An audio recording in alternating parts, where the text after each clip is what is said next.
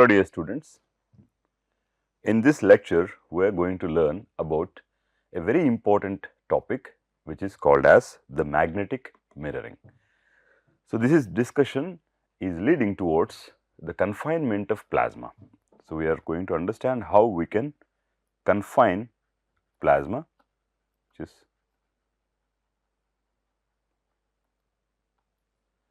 plasma confinement. So, we have to trap plasma in a particular arrangement or in a chamber or anything. Okay. So, this is facilitated by a process called as magnetic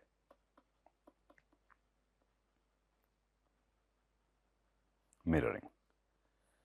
What have we learned so far in our discussions is that when the plasma is subjected to a magnetic field, the plasma particles will gyrate, and the moment you start imposing inhomogeneity in the magnetic field, we wanted to restrict it to a particular scale. So, the length of inhomogeneity or the scale of inhomogeneity was considered in proportion to, let us say, the radius of gyration. So, if RL is the radius of gyration of a particle in the plasma, which is basically due to the magnetic field itself. Now, we wanted this length of inhomogeneity to be greater than this RL. So, we do not want things to change within one gyro radius, right. And we have started with a gradient magnetic field in which the magnetic field strength is changing with respect to space, and then we imposed what is called as a curvature magnetic field. So, any magnetic field, any realistic magnetic field will always have a gradient and will always, its field of lines will always be curved. What does it mean? So, they have to converge at a point. So, as to make del dot B is equal to 0, all these things have to be true, right. So, in today's class, we are going to extend the gradient and curvature drifts, and we are going to learn how a particular type of magnetic field or a particular configuration of magnetic field can help us trapping the plasma between 2 points. So, the plasma cannot pass these 2 points, it has to be confined between these 2 points. So, that is the basic discussion of today's class.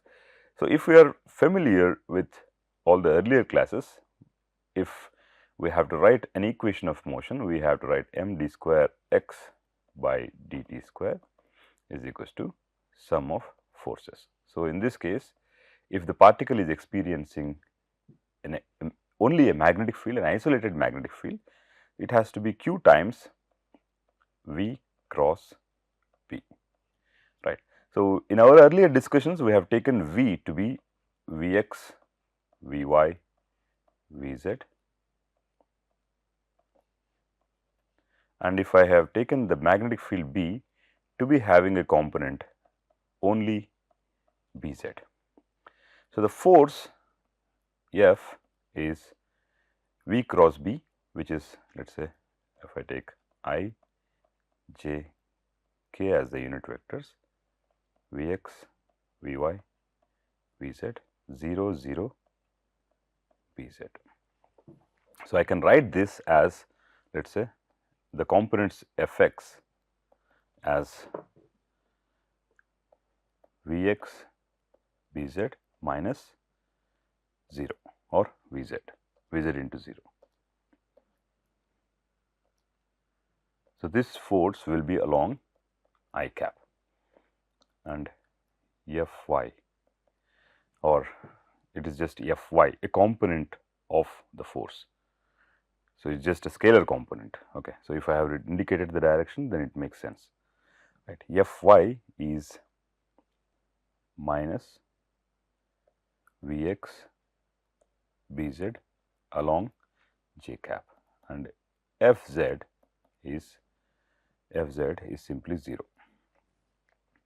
So, this gives us what will be the force that will act upon a particle which is passing through a magnetic field which is aligned only along the z cap direction.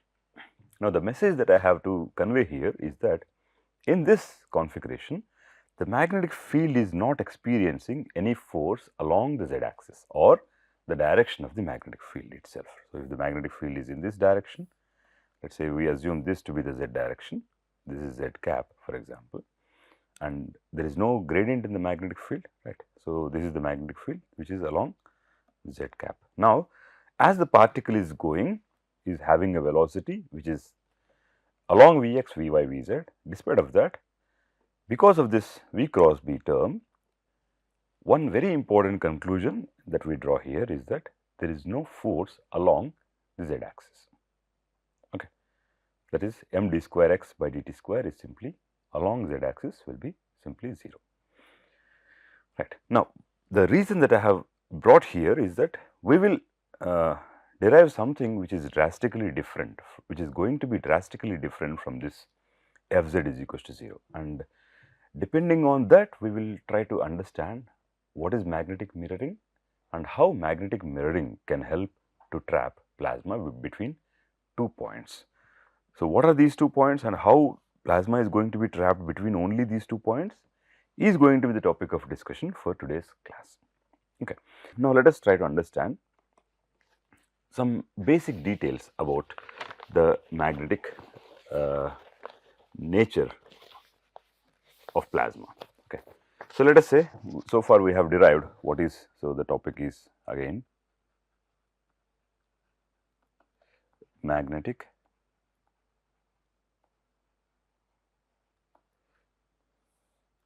considering the fact that the audience of this course are from a diversified background of mathematics and physics. I have always tried to do the derivations step by step so that it will be easy for you to follow and understand the underlying physics of these mathematical steps. Okay. So, we will also do this in today's class as well. So, let us say if so far we have derived expressions for V del B. What is V del B? The gradient drift velocity. V r, the curvature drift velocity. V total or the total drift velocity. This we have also referred to as vacuum drifts, right. We have done all this, right. Now, let us see what is the magnetic moment of a particle. What is magnetic moment? Magnetic moment is usually denoted by mu, which is nothing but current times area, right. So, we have known RL, which is the radius of gyration, is mv perpendicular by qb, the omega c, the gyration frequency, as qb by m, right. Now, if we had to evaluate the magnetic moment or get an expression for the magnetic moment, we will see the current is nothing but q by t, charge by time, times area is the area of the circular loop in which the current is flowing. Okay, right. So, current we have to have a measure of the time period, right, or the time. Okay, time is nothing but, let us say we can get the time by 2 pi by omega c, which is nothing but, using omega c from here we can write 2 pi m by qb, right. What is this? This is the time. So, in order to evaluate what is the magnetic moment, we have T is equals to 2 pi by omega c, which is 2 pi m by qb,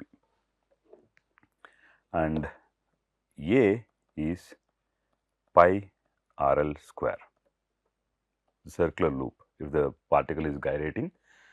Now, the idea is, what is the idea? So, the particle is gyrating along the magnetic field line. It is a charged particle after all. It constitutes some current, and since it is moving in a circular path, in a closed path, it will generate some magnetic moment. It will create some magnetic moment. The measure of the magnetic moment is current times the area, right. So, area is pi RL square. So, we know pi RL we know, which is m v perpendicular square by qb. So, this square is something that up here that should appear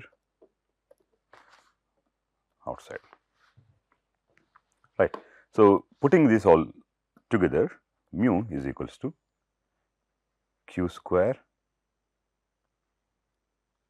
p by 2 pi m times pi times m square v perpendicular square divided by q square v square, or if we cancel out all the terms,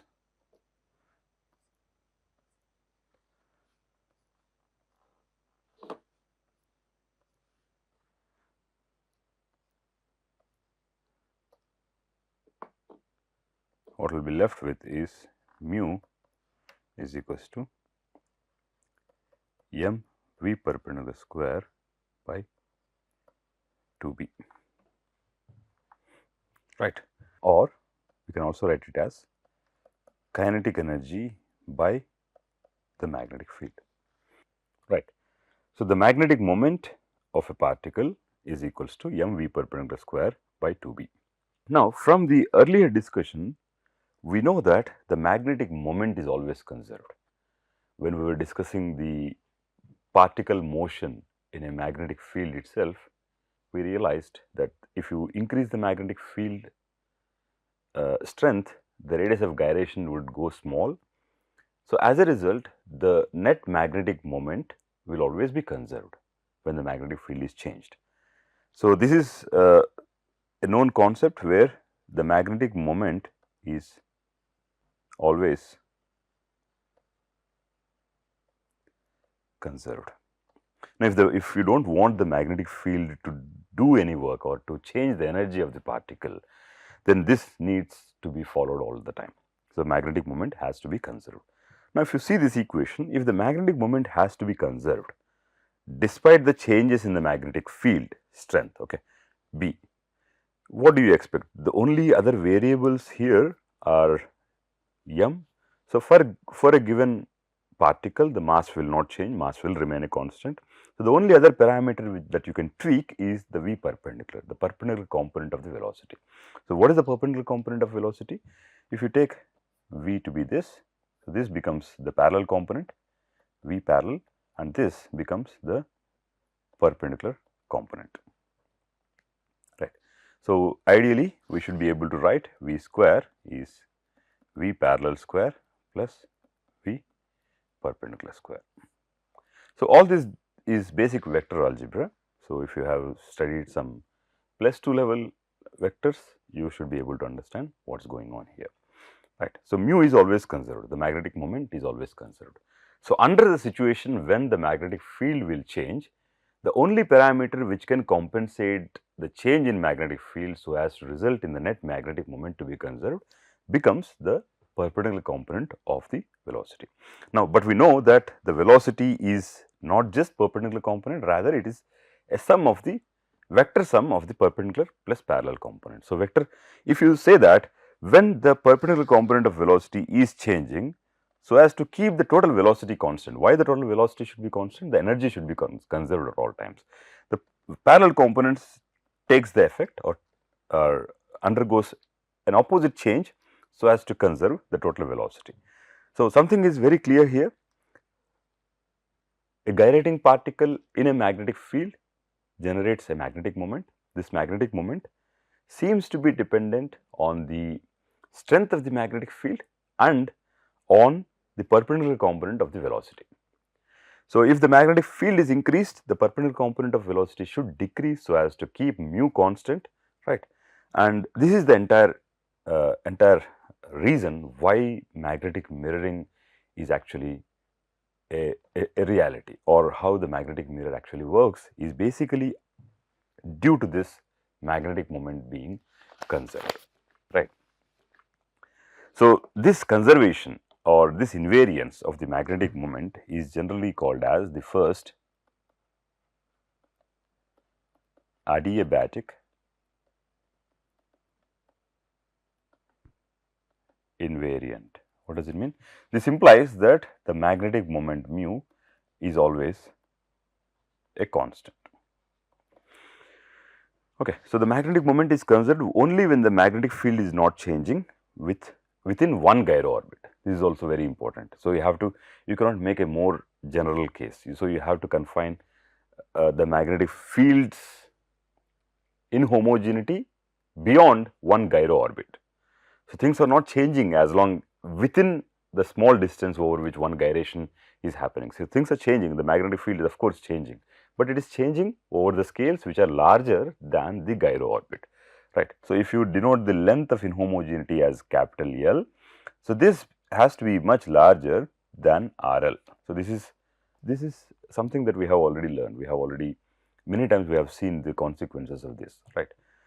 Now let us talk about the magnetic mirroring. So now we have equipped ourselves with two important concepts, which are: one, when the magnetic field is along a particular direction and if it is not changing with respect to space or time, we realized the magnetic field will not be able to have a component of force along the same direction. So the Fz will become 0 as long as the magnetic field is along the z direction. The second thing is, when the particle is gyrating in a magnetic field along a field line, the magnetic moment that is thus generated will remain a constant, and this type of invariance is called as the first adiabatic invariant. Now let us talk about the magnetic mirroring.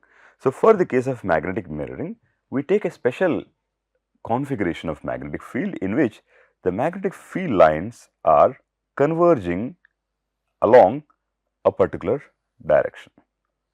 So if you go like this, so we draw like magnetic field lines. So what do you see here? You see that the magnetic field lines are converging into a region along one particular direction. Okay. Now, what is the geometry, or what is the preferential coordinate system for this kind of a configuration? It is basically cylindrical coordinate system. So how does it work?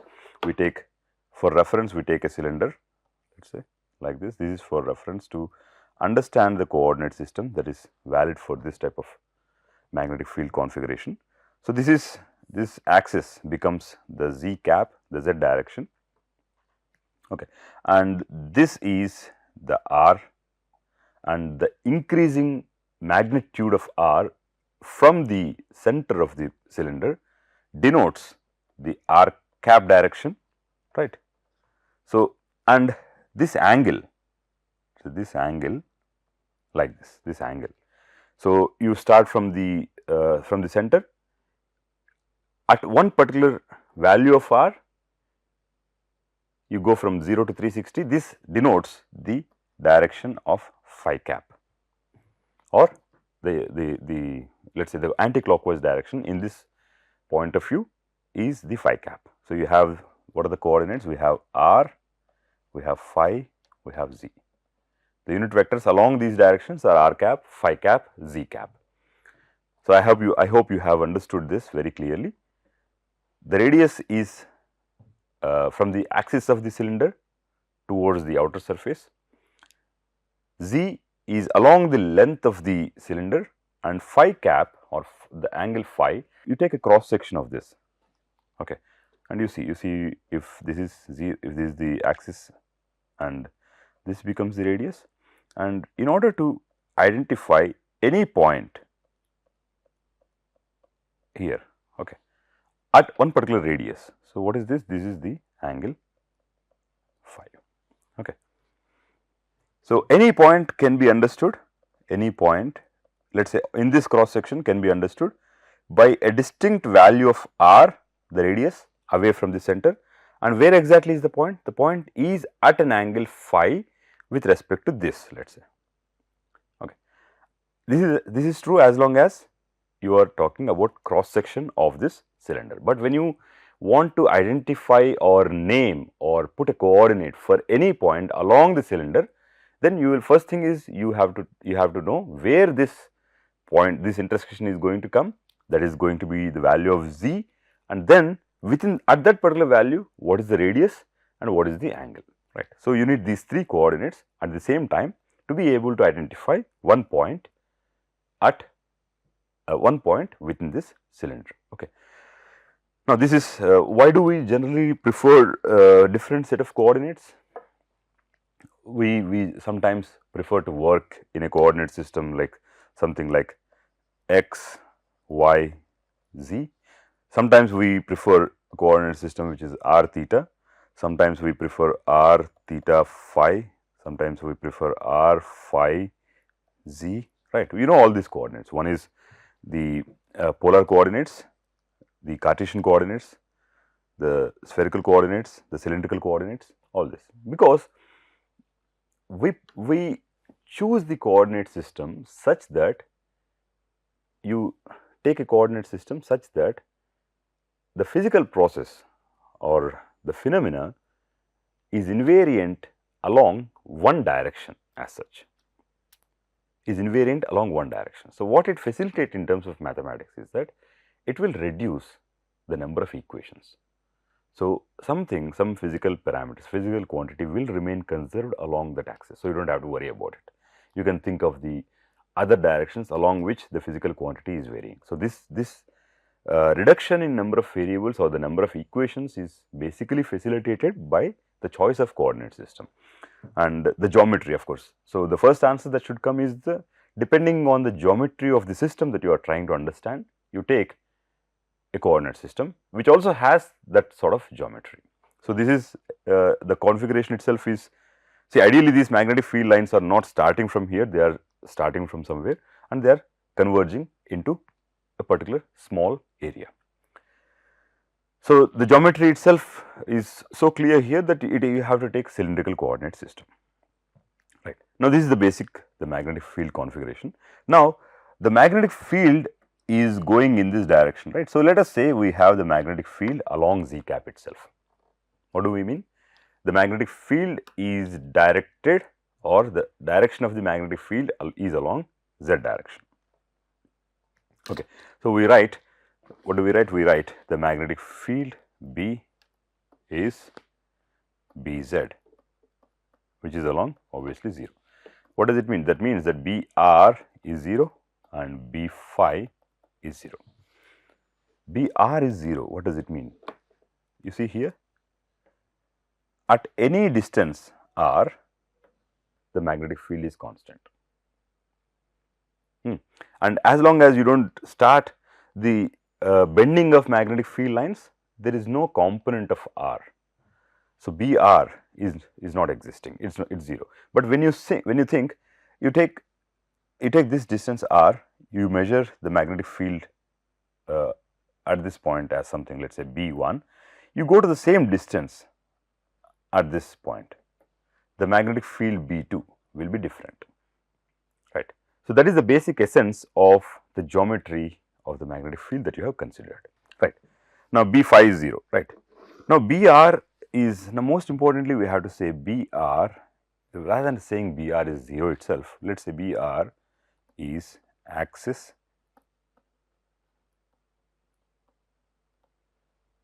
symmetric. Br is axis symmetric. What does it mean? So, for a given value of r, you take any value of phi, the magnetic field will be constant, like this. So, along the loci of these points, the magnetic field will be a constant. So, I think we have spent enough time to understand the configuration itself. Let us see the consequences of this configuration. So, as the magnetic field is axis symmetric, we can write that dB phi by d phi is, when you say axis symmetric, for a given value of r, for any value of phi, the magnetic field is constant.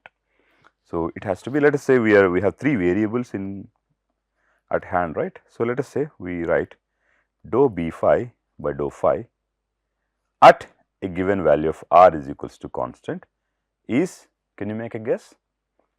What would it be? It would be 0 or it would be a constant? It would be 0.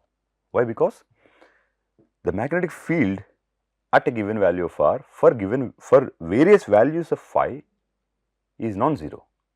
but it is not changing. So, the derivative thus becomes 0, right.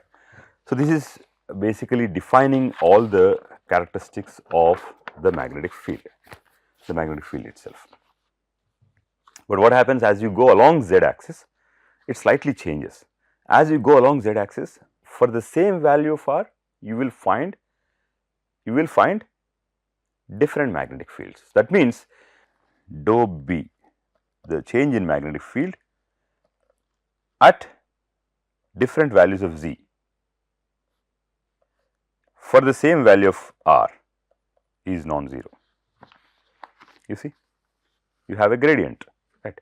The magnetic field at a given distance r is assumed to be V1. If you take the same distance at a different point along the z axis or at a different value of z, the magnetic field will be different. That means, the magnetic field's change with respect to z at the same value of r is not a constant. So, there is a gradient. So, the gradient is of course visible straight away, it is there, right. Now, most importantly, something that you must be able to understand by now is that, so the gradient is in this direction. So, this is the direction of del B. The gradient is always points towards the increasing direction of a physical quantity, right. So, you have, let us say you have something like